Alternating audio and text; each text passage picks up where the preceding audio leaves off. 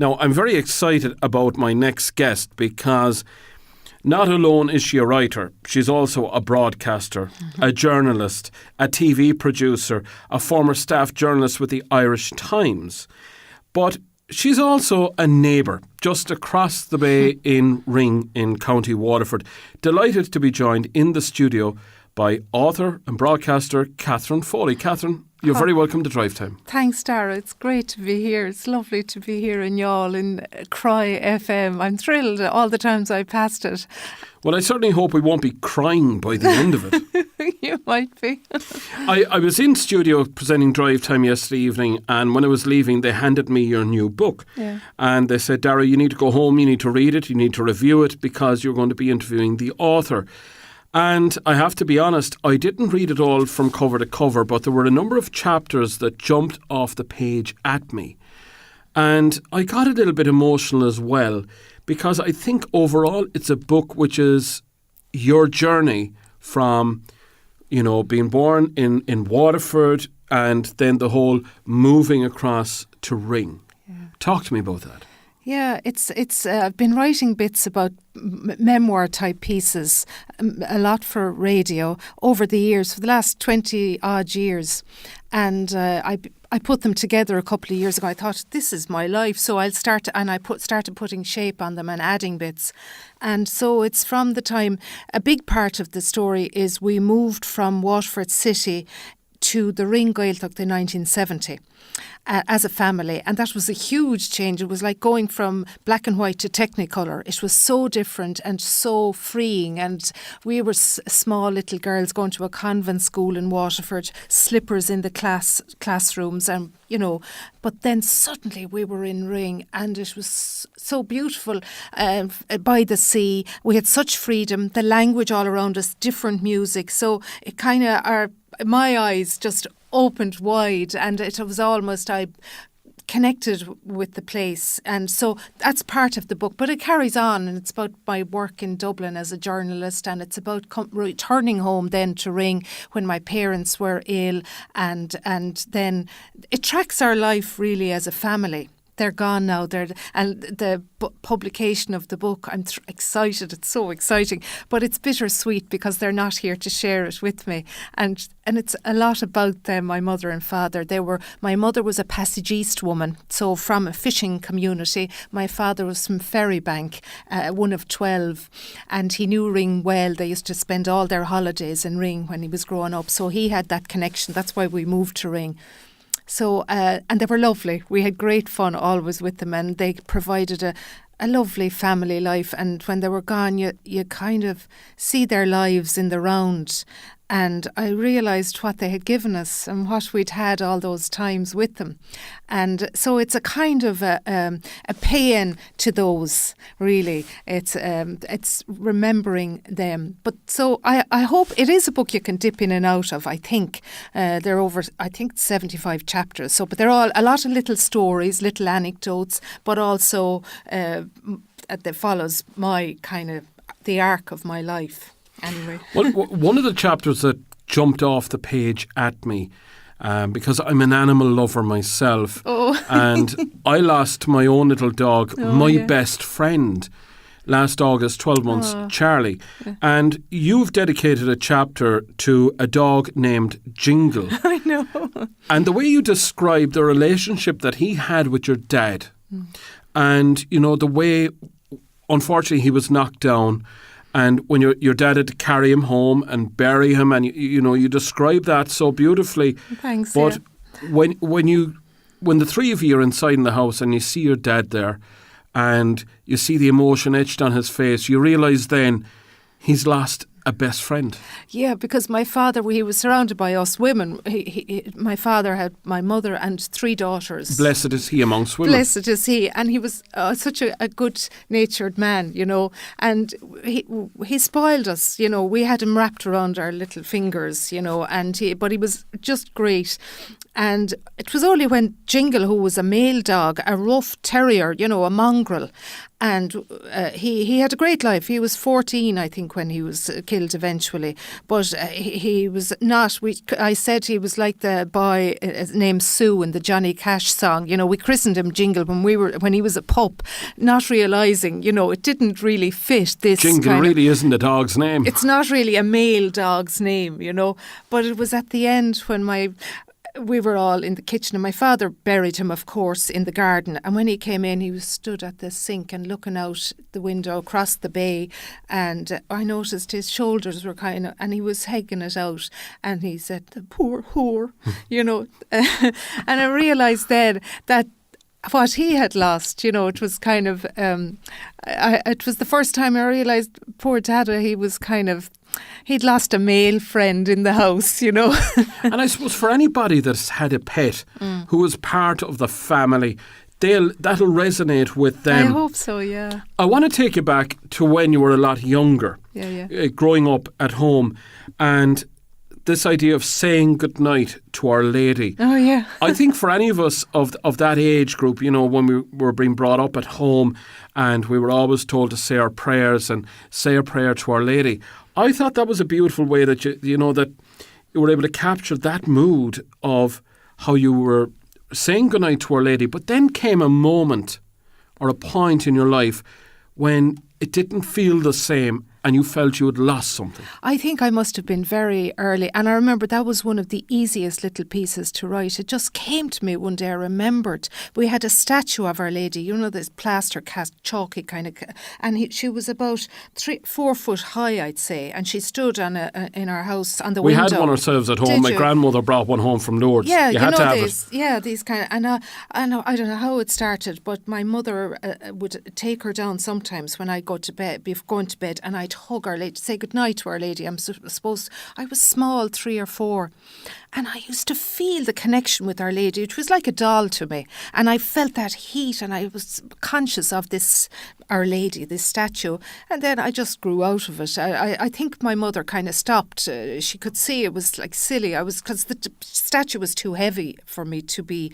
But whatever was she put it back on the sill, and then suddenly it just left me, and I didn't feel the same connection again. You know, I forgot now how I finished in the story now.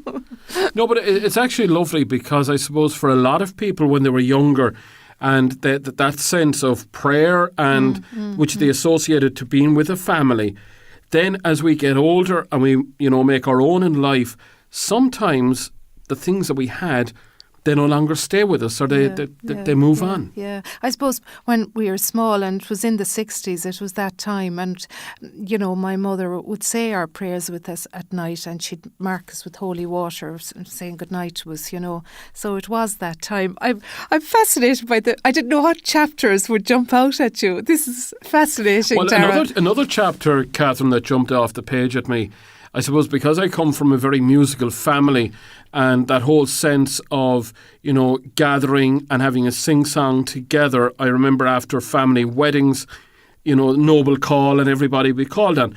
And one of the chapters is entitled Mariolanza. Oh, yeah. One of the great opera singers. Mm-hmm. And it's something that, you know, meant an awful lot to you. Yeah, well, we were aware of Mariolanza. My father's sister, he had a sister who was a nun, and she was at that stage teaching in Rome.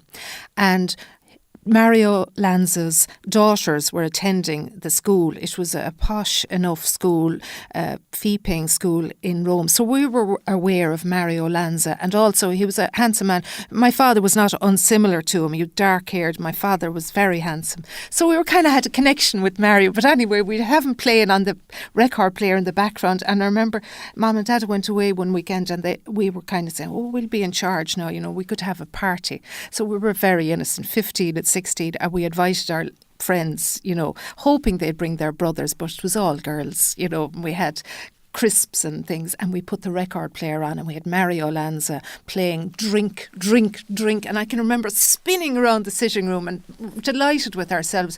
until the next thing we saw our elderly neighbour, Hanny, who had come across the road peering in the window at us. And she didn't have to say any more. We just kind of froze and turned off the record player and said goodbye to all our friends, because Hanny was kind of keeping an eye on us. And she was a salty woman of Ring, a Gaeltacht woman, and she was there in our house nearly every day. We loved her.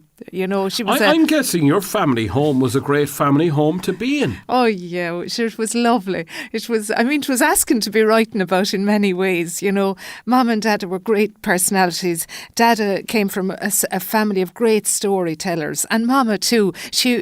Mama was a little bit more shyer maybe, but at night in bed we'd get Mama to tell us stories, and behind her back we'd be kind of doing the gesture of we're winding her up, you know, keep her going, because we used to love hearing the stories about Passage East when she was a little girl playing down on the Breakwater, and her father going off, you know, he was a merchant seaman, so she was a great storyteller too. You know, so for both of them, they were lovely characters, the two of them, and they moved from Waterford City. They took this really hippie decision to move en masse, en famille, to Ring, the Gaeltacht, in 1970. So Dada left his job in Waterford. He'd had a health scare, and the doctor said, if you don't change your life, you'll die. So they decided, we'll move to Ring, and Dada opened a shop. And we're there since, you know. And I suppose a move from there to Ring may as well have been a move, as you said, Tasmania. Oh, completely. It was very different. You know, my mother didn't have much Irish. She had a little bit of school Irish. My father spoke it because he'd spent all his summers. But it was a very different. And she left the neighbours and we left our school. Now, her mama's parents were dead at that stage, so it wasn't. But remember, we stopped at a pub on the way up from Waterford and they were traumatised. You know, they were crying, they were upset, and we had a drink. But they saw it as a big adventure, and we didn't mind. We were little girls, we didn't know where we were going as long as we were all together. So we came and we moved into this house in Ring, and it was my grandmother had bought the house in the 50s. It's an old house, still going, and we're still there. So yeah, we had great fun. Sometimes I thought they should be on the Abbey. There were these kind of because they were both, I think, very creative. My mother painted in later life. She was member of the All Artists Group, and she loved that, yeah. And my father, although he was never published as a writer, but he wrote anytime something would strike him, or in the shop if a customer said something funny, he'd come in and write it down. And his brother was a well-known established journalist, Donald Foley, and he was fated and very famous. But it was in their family. And so, you know, we were getting it. We had two aunts living in Helvig as well, my father's two sisters. And we'd spend hours listening to them, telling stories, you know. So any Irish family, I think all people, I don't know, is it living on an island? I think the sea all around us, there's a special light. I think Irish people generally are very...